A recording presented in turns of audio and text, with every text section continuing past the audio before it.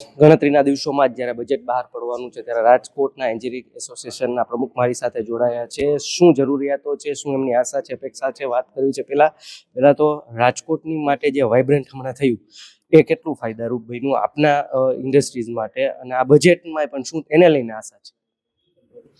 બહુ સરસ વાત કરી છે. વાઇબ્રન્ટ સમિટ જે રાજકોટમાં રિજનલ સમિટ દ્વારા જે સરકારનું એક આવકારદાયક પગલું ભરવામાં આવ્યું છે, આની અંદર જે જુદા એમઓયુ સાઇન થયા, આને આપણે એક સારા પ્રગતિની નિશાન તરીકે જોઈ શકીએ. કેટલા એમઓયુ કેટલા સમયની અંદર પૂર્ણ થશે એ જોવાનું રહ્યું. પણ કોઈના કોઈ ઉદ્યોગકારે જેને એમઓયુ સાઇન કર્યું છે એને પોતાના પ્રોજેક્ટો રજૂ કર્યા છે. જો સરકાર એની બાબતે 100% સમર્પિત થઈને જે એમણે વાત કરી છે સિંગલ વિન્ડો ક્લિયરન્સની, જો આવું થશે તો રાજકોટની ઇન્ડસ્ટ્રીઝમાં 100% આ બધું રોકાણ આવશે અને રાજકોટમાં રોજગારીની અભૂતપૂર્વ તકો સર્જાશે. અને તેમજ ઉદ્યોગમાં દુનિયામાં ફાસ્ટ ગ્રોઈંગ સિટી તરીકે રાજકોટ જ્યારે વખણાય છે ત્યારે આમાં એક વધારે જ એક રફતાર આપશે. એટલે રિજનલ સમિટથી હું માનું છું ત્યાં સુધી દેશના અને વિદેશના એટલા બધા બાયર્સો અને ઉદ્યોગકારો ઇન્ડસ્ટ્રીયલિસ્ટ આવ્યા છે જે રાજકોટની એક નવી ઓળખાણ આપીને ગયા છે અને રાજકોટને આનો ખૂબ મોટા પ્રમાણમાં ફાયદો થશે. બજેટને લઈને શું આશા છે ને જે ખરેખર હવે આ વખતે પરિપૂર્ણ થાય તો ફાયદાઓ શું છે? બજેટ જનરલી દર વખતે કંઈ ચૂંટણીને અનુલક્ષીને એવું હોવું જોઈએ, હોતું હોય છે. પણ હું માનું છું ત્યાં સુધી દરેક બજેટ ગુજરાત સરકારનું કે કેન્દ્ર સરકારના બજેટને પ્રેક્ટિકલ હોવું જોઈએ, જેમાં સરકારનો લોસ ન હોય અને દેશની આવક વધે, દેશના ઉદ્યોગકારોને રાહત મળે અથવા એને બૂસ્ટ મળે, આવા કોઈ કાર્યો હોવા જોઈએ. ઇન્કમ ટેક્સનો સ્લેબનું રિફોર્મેશન ઘણા વર્ષો પછી ભારતની આઝાદી પછી પહેલી વાર થયું છે. 12 લાખ સુધીનો ટેક્સ છે એને ઝીરો કર્યો છે. પણ 12 લાખ પછીની થોડી કે પણ આવક વધે તો એનો સ્લેબ લગભગ બીજા ત્રીજા સ્ટેપની અંદર આવી જાય છે, તો બહુ મોટી રકમ ભરવી પડે છે. તો નિર્મલા મેડમને મારી રજૂઆત છે કે એને જુદા સ્લેબમાં 12 લાખ પછીની આવકમાં 5%, 10%, 15% કરે, જેનાથી સરકારની આવક 100% વધશે અને ટેક્સ પેયરની સંખ્યા વધશે, જે આપણે દુનિયામાં આપણે બતાવી શકશું કે અમારા ટેક્સ પેયરની સંખ્યા આટલી બધી છે.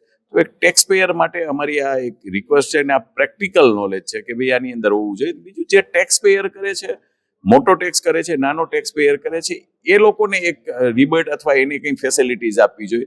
કંઈ નહીં તો કમસે કમ જે લોકો ટેક્સ પે કરે છે એને એના નિવૃત્તિના ટાઈમમાં મેડિકલ ફેસિલિટીઝ જો સરકાર દ્વારા આવે તો એક પ્રોત્સાહિત રહેશે કે જેવી રીતે એ ટેક્સ પે કરે છે એટલા જ ફોર્મેટમાં સરકાર એને મદદ કરશે. અત્યારે ટેક્સ ભરવાથી માણસો ચોરી કરવાનો આશય ને એવું વધારે રાખે છે, એનાથી એક રફતાર મળશે. નાના રોકાણકારો કોઈ શેર બજારમાં ઇન્વેસ્ટમેન્ટ કરતા હોય અને એનું ડિવિડન્ડ આવે તો સરકાર એની પાસેથી બીજી વાર ટેક્સ વસૂલે છે.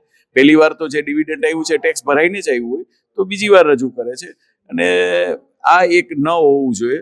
બીજી વાત કરું તો એમએસએમઈને બુસ્ટ કરવા માટે સરકારે જુદા પેકેજો ડિક્લેર કરવા જોઈએ, જેમાં ખાસ કરીને ટેકનોલોજી ડેવલપમેન્ટ માટે સરકાર જે પેકેજ આપતું હતું એને ઘણા સમયથી બંધ કર્યું. ઘણી માગણીઓ કરવા છતાંય રાજકોટની ઇન્ડસ્ટ્રીઝ આ ટેકનો ક્રિએટર માટે જ છે, તો આ એક એમણે બંધ કરી દીધું છે. જ્યારે ટેકનોલોજી અપગ્રેડેશન માટે ખૂબ સારો સહયોગ મળ્યો અને ઉદ્યોગકારો ખૂબ મોટી પ્રોસેસમાંથી આવ્યા અને ખૂબ મોટા ઉદ્યોગો આવ્યા છે, તો એ ટ્રેડ ડેવલપમેન્ટ કરવા માટે સરકારની જે સ્કીમો હતી એમાં સરકાર ખૂબ ધ્યાન આપતી નથી. જ્યાં ઇન્ટરનેશનલ કોઓપરેશન જેવી સ્કીમ છે જે વર્ષમાં 2 વાર આપતા હતા, જે અમારી ડિમાન્ડ હતી કે વર્ષમાં 5 વાર કે 6 વાર આપવું જોઈએ, એની જગ્યાએ છેલ્લા 1.5 વર્ષ ત્યાં એનું પોર્ટલ એપ્લિકેશન કરવા માટે સરકાર ઓપન જ નથી કરતી.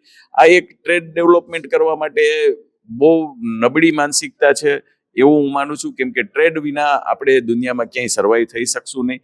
અને જુદી વાત બીજી છે, આને ટ્રેનિંગ અને ટેકનોલોજી સેન્ટરની પણ એક રાજકોટને ભેટ મળેલી છે, જે 200 કરોડના ખર્ચે ટ્રેનિંગ ટેકનોલોજી સેન્ટર અહીંયા બનાવવાની 4 વર્ષ પહેલા જાહેરાત થઈ. ગુજરાત સરકારે 20 એકર જેવી જમીન ભારત સરકારને આપી દીધી છે, પણ સ્ટીલ ટુડે ઘણી રજૂઆત છતાં પણ એમાં એક પણ પ્રકારની કાર્યવાહી નથી થઈ. ઇન્ટરનેશનલ એરપોર્ટ 3 વર્ષથી મળી ગયું છે, 3 વર્ષથી એરપોર્ટ મળી ગયું, પણ ઇન્ટરનેશનલ ફ્લાઇટ ઉડાન માટે ઓપરેટરો રાજી નથી થતા. સરકાર એના માટે સ્પેશિયલ પેકેજ ડિક્લેર કરી ટેક્સનું.